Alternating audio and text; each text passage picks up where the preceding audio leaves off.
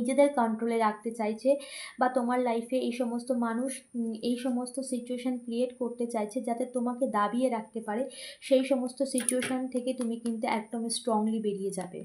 ওকে?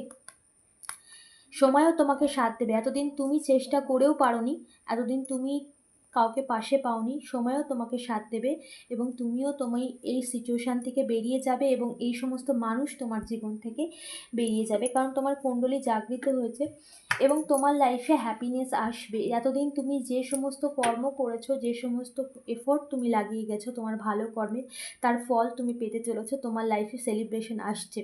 ওকে?